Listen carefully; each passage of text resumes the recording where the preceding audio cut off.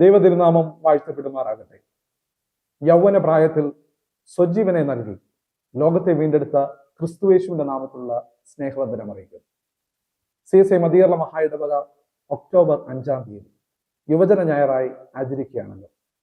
CSI മദീർല മഹായിടവ യുവജന പ്രസ്ഥാനത്തിന്റെ എല്ലാവിധമായ ആശംസകളും നേരുന്നു. അന്നേ ദിവസം യുവജന ഞായറിൽ ഡെപ്യൂട്ടേഷൻ പ്രസംഗത്തിനായി വിവിധ സഭകളിലേക്ക് പോകുവാൻ ഒരുങ്ങുന്നു എല്ലാ യുവ സുഹൃത്തുക്കളോടുമുള്ള പ്രാർത്ഥനകളും ആശംസകളും നേരുന്നു. CSI മദീർല മഹായിടവക യുവജന പ്രസ്ഥാനം അതിന്റെ സേവന സരണിയിൽ 109 വർഷം പൂർത്തീകരിക്കുകയാണ്. 1916 ആരംഭിച്ച ഈ പ്രസ്ഥാനം സമൂഹത്തിനും സഭയ്ക്കും ആത്മീയ പ്രതിബദ്ധതയുടെയും സാമൂഹ്യ പ്രതിബദ്ധതയുടെയും വിളക്കായി മാറിക്കഴിഞ്ഞിരിക്കും. കഴിഞ്ഞ നാളുകളിൽ ഈ യുവജന പ്രസ്ഥാനത്തെ നെഞ്ചിലേക്കിയ പ്രസ്ഥാനത്തിന്റെ പ്രസിഡന്റ് അഭിമന്യ റൈറ്റ് റവറൻ ഡോക്ടർ മലയിൽ സാബു കോശി ചെറിയാൻ തിരുമേനിയോട്, പ്രസ്ഥാനത്തിന് വേണ്ട ഗൈഡൻസ് നൽകിയ മഹായിടവക ഓഫീസേഴ്സിനോടും മഹായിടവക യുവജന പ്രസ്ഥാനത്തിന്റെ എല്ലാ നേതൃത്വ നിരയോടും, വിശേഷാൽ സോണൽ മിനിസ്റ്റേഴ്സ്, ജില്ലയിലെ ചെയർമാൻമാർ, ജില്ലയിലെ യുവജന പ്രസ്ഥാനം കൺവീനേഴ്സ്, ജില്ലയിലെ യുവജന ഭാരവാഹികൾ, അതുപോലെ തന്നെ യൂണിറ്റിലെ എല്ലാ ഭാരവാഹികളെയും ഓർത്ത് ദൈവത്തിന് സ്തോത്രം ചെയ്യുന്നു. യുവജന പ്രസ്ഥാനത്തിന്റെ എല്ലാവിധമായിട്ടുള്ള നന്ദിയും കടപ്പാടും ഈ സമയത്ത് അറിയിക്കുന്നു. സ്കോട്ടിഷ് എഴുത്തുകാരനും നാടകകൃത്തുമായ JM ബാരിയുടെ വാക്കുകൾ വളരെ ശ്രദ്ധേയമാണ്. I am youth, I am joy, and I am a little bird that has broken out of the egg. മുട്ട വിരിഞ്ഞ് ചെറിയ പക്ഷി പുറത്തു വരുമ്പോൾ ആ ചെറിയ സൃഷ്ടിയുടെ മുമ്പിൽ പുതിയതും മനോഹരവുമായ ലോകം നിൽക്കുന്നു. ഈ പുതിയ ലോകം പക്ഷിയുടെ ഹൃദയത്തിൽ പുതിയ അഭിലാഷങ്ങൾ നിറയ്ക്കുകയും ആകാശത്തിൽ ഉയർന്നു പറക്കുകയും ചെയ്യുന്നു.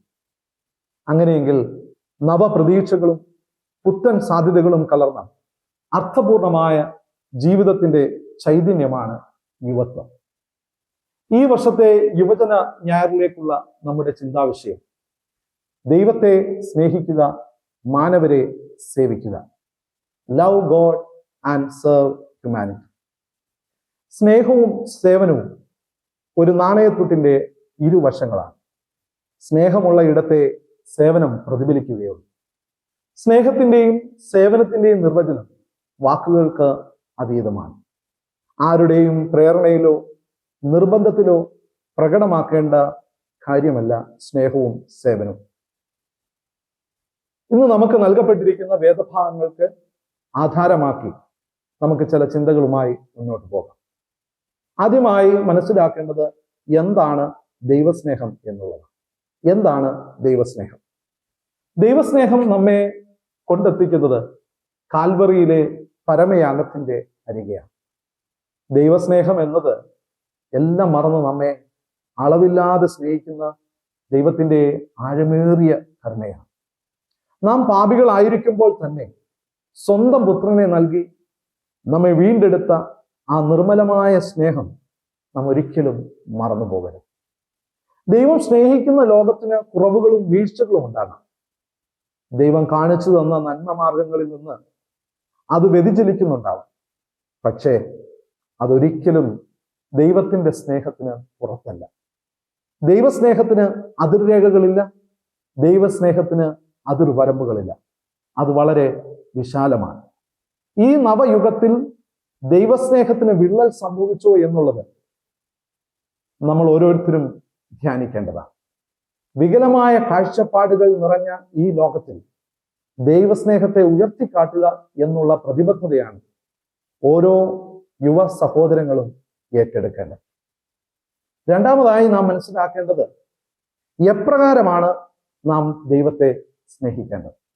എപ്രകാരമാണ് നാം ദൈവത്തെ സ്നേഹിക്കേണ്ടത്?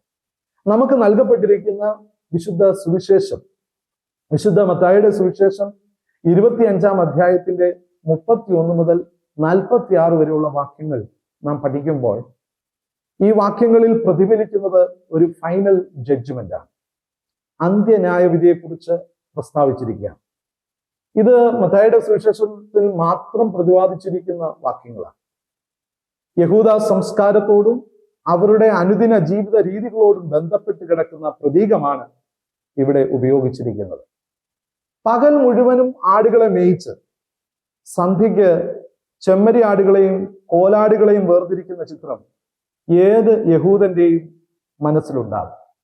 അതുകൊണ്ടാണ് പാലസ്തീനിൽ കാണാറുള്ള ഒരു സാധാരണ ജീവിത കാഴ്ച അന്ത്യന്യായ വിധിയെക്കുറിച്ച് പറയുവാൻ യേശു തിരഞ്ഞെടുത്തത്. വിശുദ്ധ മത്തായിയുടെ സുവിശേഷം 25-ാം അധ്യായം 31-ാമത്തെ വാക്യം ആരംഭിക്കുമ്പോൾ തന്നെ നമ്മെ ഓർമ്മപ്പെടുത്തുന്ന ഒരു കാര്യമുണ്ട്. മനുഷ്യപുത്രന്റെ പുനരാഗമനമാണ് ഇവിടെ മുഖ്യ വിഷയമായിട്ട് തിരഞ്ഞെടുത്തിരിക്കുന്നത്. ഇവിടെ എന്താണ് നമ്മെ ഓർപ്പിക്കുന്നത്?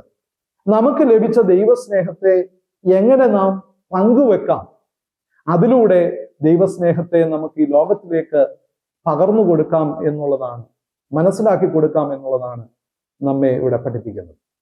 ഇവിടെ 40-ാമത്തെ വാക്യത്തിൽ നാം ശ്രദ്ധിക്കുമ്പോൾ അവിടെ ഓർപ്പിക്കുന്നത്, എൻ്റെ ഈ ഏറ്റവും ചെറിയ സഹോദരന്മാരിൽ ഒരുത്തിന് നിങ്ങൾ ചെയ്തെടുത്തോളം എല്ലാം എനിക്ക് ചെയ്തു എന്ന് ഞാൻ സത്യമായിട്ട് പറയുന്നു. So what is our attitude towards this people? ഇവിടെ മത്തായിയുടെ സുവിശേഷത്തിൽ മത്തായിയുടെ ഒരു പ്രത്യേകതയാണ്, എൻ്റെ പിതാവിനാൽ അനുഗ്രഹിക്കപ്പെട്ടവരെ എന്ന് വിളിച്ചാണ് കർത്താവ് ഈ വാക്യം ഉച്ചരിക്കുന്നത്. എൻ്റെ പിതാവിനാൽ അനുഗ്രഹിക്കപ്പെട്ടവരെ എന്ന് പറയുമ്പോൾ തന്നെ ദൈവവുമായിട്ടുള്ള നിരന്തരമായ ബന്ധത്തെ സൂചിപ്പിക്കുകയാണ്.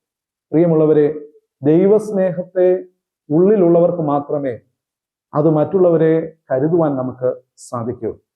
അപരനിൽ ദൈവത്തിന്റെ മുഖം കാണുവാൻ നമ്മൾ പ്രാപ്തരാകണം. അപരനിൽ ദൈവത്തിന്റെ മുഖം കാണുവാൻ നമുക്ക് സാധിക്കണം.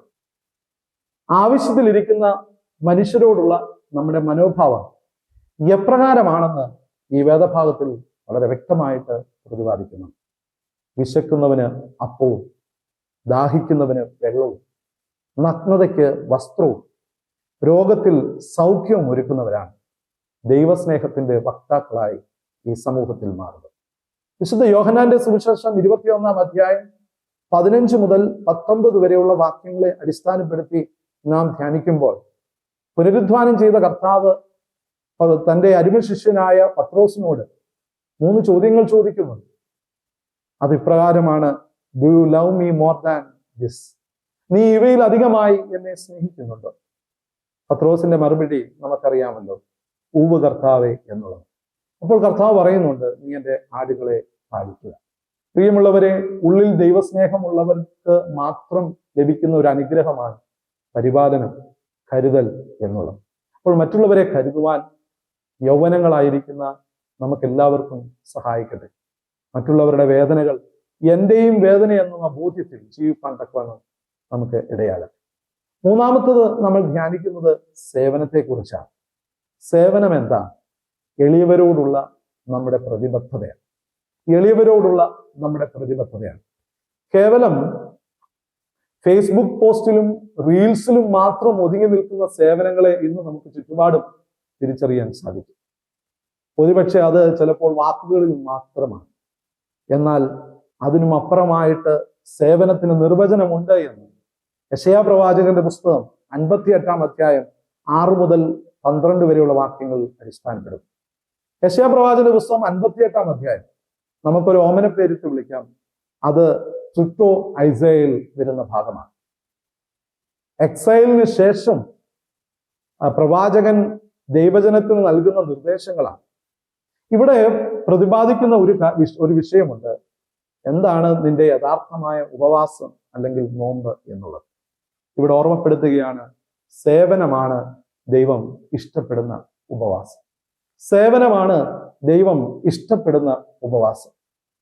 വിശപ്പുള്ളവനോട് നീ താല്പര്യം കാണിക്കുകയും കഷ്ടത്തിലിരിക്കുന്നവന് തൃപ്തി വരുത്തുകയും ചെയ്യുമെങ്കിൽ നിന്റെ പ്രകാശം ഇരുളിൽ ഉദിക്കും. അതായത് ഇവിടെ വളരെ വ്യക്തമായിട്ട് പറയുകയാണ്, നന്മ പ്രവൃത്തി ചെയ്യുന്നവരെ ആരും ഒരിക്കലും മറന്നുപോകുകയില്ല.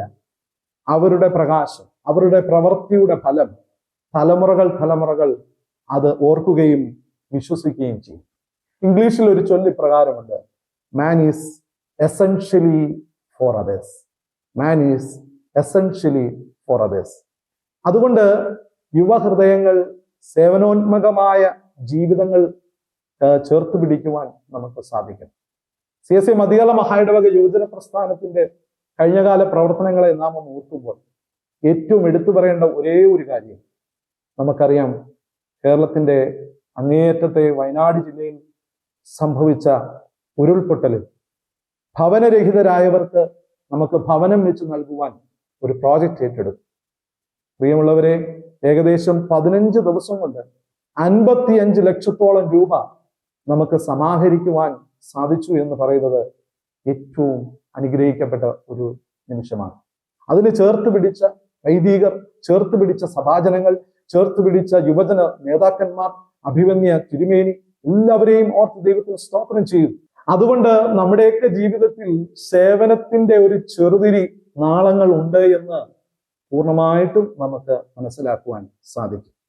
മത്തായിയുടെ സുവിശേഷം 19-ാം അധ്യായം 16 കടന്നു വരുമ്പോൾ ഒരു യൗവനക്കാരനായ മനുഷ്യൻ ക്രിസ്തുവിനോട് ഒരു ചോദ്യം ചോദിച്ചുകൊണ്ട് വരികയാണ്. അതെങ്ങനെയാണ്? നിത്യജീവനെ പ്രാപിപ്പാൻ ഞാൻ എന്ത് നന്മ ചെയ്യണം? യൗവനക്കാരന്റെ ഈ ചോദ്യം കേട്ട് കർത്താവ് വളരെ ആവേശത്തോടെ അതിന് മറുപടി നൽകി. യേശു പറഞ്ഞു, നിനക്കുള്ളത് വിറ്റ് ദരിദ്രർക്ക് കൊടുക്കുക. പിന്നീട് ആ യൗവനക്കാരനെ അവിടെ കാണുന്നില്ല. കാരണം മറ്റുള്ളവർക്ക് വേണ്ടി തൻ്റെ സമ്പാദ്യം, തൻ്റെ വിലപിടിച്ച കാര്യങ്ങൾ, തനിക്കുള്ളതിനെ നൽകപ്പെടുവാൻ അവൻ ആഗ്രഹിക്കാത്തത് കൊണ്ട് അവൻ അവിടെ നിന്ന് ഓടി മറയുകയാണ്. ഇന്ന് പലപ്പോഴും നമ്മുടെ സമൂഹത്തിൽ കാണപ്പെടുന്നതാണ് ഡയലോഗ്സ് കൊണ്ട് ജീവിക്കുന്നത്. ഡയലോഗ്സിൽ മാത്രം അവരുടെ സേവന തൽപരത കാണുവാൻ സാധിക്കും. എന്നാൽ പ്രവൃത്തിപഥത്തിലേക്ക് വരുമ്പോൾ അവർക്കവിടെ തോൽവിയാണ് നേരിടുന്നത്. പ്രിയമുള്ളവരെ, നമ്മൾ ഒന്ന് മാത്രം ചിന്തിക്കണം. കർത്താവിന് നമ്മുടെ കാഴ്ച വസ്തുക്കളെക്കാൾ കാഴ്ചപ്പാടിനെയാണ് ഇഷ്ടം. കർത്താവിന് നമ്മുടെ കാഴ്ച വസ്തുക്കളെക്കാൾ കാഴ്ചപ്പാടിനെയാണ് ഇഷ്ടം. ടാഗോറിന്റെ വളരെ പ്രശസ്തമായ ഒരു കവിതയിലെ ചില വരികൾ അടിവരയിട്ട് പറയുവാൻ ഞാൻ ആഗ്രഹിക്കുകയാണ്. അതിപ്രകാരമാണ്: ജീവിതം സന്തോഷമാണെന്ന് ഞാൻ ഉറക്കത്തിൽ കരുതി, ഉണർന്നപ്പോൾ ജീവിതം സേവനമാണെന്ന് ഞാൻ മനസ്സിലാക്കി, ഒടുവിൽ ഞാൻ പ്രവർത്തിച്ചു, സേവനമാണ് സന്തോഷം. ഇന്ന് നാം ധ്യാനിക്കുന്ന ലേഖന ഭാഗം യാക്കോബ് എഴുതിയ ലേഖനം 2-ാം അധ്യായം 14 മുതൽ 26 വരെയുള്ള വേദഭാഗങ്ങൾ നാം പഠിക്കുമ്പോൾ അവിടെ ഒറ്റ കാര്യം മാത്രമേ പറയുള്ളൂ: പ്രവൃത്തിയില്ലാത്ത വിശ്വാസം നിർജീവമാണ്. അവിടെ ഒരു ഉദാഹരണം കാണിക്കുന്നുണ്ട്. അബ്രഹാമിന്റെ വലിയ വിശ്വാസം. ദൈവം കൽപ്പിച്ചതുപോലെ അബ്രഹാം ചെയ്ത് ആ ലോകത്തിന് ഒരു അനുകരണമായിട്ട്, ലോകത്തിനൊരു മാതൃകയായിട്ട് അബ്രഹാം അവിടെ മാറുകയാണ്. പ്രിയമുള്ളവരെ, പ്രവൃത്തിയില്ലാത്ത വിശ്വാസം അത് നിർജീവമാണ്. നമ്മൾ പറയുന്നതും പ്രവർത്തിക്കുന്നതും മറ്റൊന്നുമാണെങ്കിൽ എന്ത് ഇതുകൊണ്ട് പ്രയോജനം? യുവജന സുഹൃത്തുക്കളെ, നമ്മൾ ലോകത്തിൽ നമ്മെ ദൈവം വിളിച്ച് വേർതിരിച്ചിരിക്കുന്നത് മറ്റുള്ളവർക്കും കൂടി ഒരു കൈ സഹായമായി തീരുവാനാണ്. മറ്റുള്ളവരുടെ വേദനകൾ നമുക്ക് ഒപ്പിയെടുക്കുവാനായിട്ട് സാധിക്കണം. പ്രിയമുള്ള യുവജന സുഹൃത്തുക്കളെ, ദൈവത്തെ സ്നേഹിക്കുന്നതും മനുഷ്യരെ സേവിക്കുന്നതും വേർപെടുത്താനാവാത്ത ആത്മീയ സത്യങ്ങളാണ്. ദൈവം നൽകിയ യുവത്വത്തിന്റെ അനുഗ്രഹിക്കപ്പെട്ട കാലം നാം അനുഭവിച്ച ദൈവസ്നേഹത്തെ ചുറ്റുപാടുകളിൽ പങ്കുവെച്ച് മനുഷ്യ നന്മയ്ക്കായി പ്രവർത്തിപ്പാൻ ദൈവം നമ്മെ ഓരോരുത്തരെയും ശക്തീകരിക്കട്ടെ. We must pain with the pain of the pained. വേദന അനുഭവിക്കുന്നവരുടെ വേദനയോടുകൂടെ വേദന അനുഭവിക്കുന്നവരാകണം. ഒരിക്കൽ കൂടി പറയട്ടെ: we must pain with the pain of the pained. വേദന അനുഭവിക്കുന്നവരുടെ വേദനയോടുകൂടെ വേദന അനുഭവിക്കുന്നവരാകണം. പ്രാർത്ഥിക്കാം. ഞങ്ങളുടെ നല്ല ദൈവമേ, ഈ ലോകത്തിൽ യൗവന കാലഘട്ടങ്ങളിൽ അങ്ങയുടെ സ്നേഹം മുറുകെ പിടിച്ച് മറ്റുള്ളവരെ കരുതുവാനും ഈ സമൂഹത്തിൽ ദൈവസ്നേഹത്തെ പ്രവർത്തനത്തിലൂടെ മറ്റുള്ളവരെ അറിയിക്കുവാനും ഞങ്ങളെ തുടർന്നും സഹായിക്കും. ഞങ്ങൾ ധ്യാനിച്ച ഈ ചിന്തകൾ ഞങ്ങളുടെ പ്രവർത്തനങ്ങൾക്ക് അത് മുഖാന്തരമായി തീരുമാനം. പ്രവർത്തനങ്ങളെ ഈ വചനം ജഡം ധരിച്ച് കർത്താവെ അനേകർക്ക് അത് അനുഗ്രഹമായി തീരുവാനും സഹായിക്കണം. കൃപയിൽ കാക്കണം. യേശു മൂലം പ്രാർത്ഥന കൈക്കൊള്ളണമേ. ആമേൻ.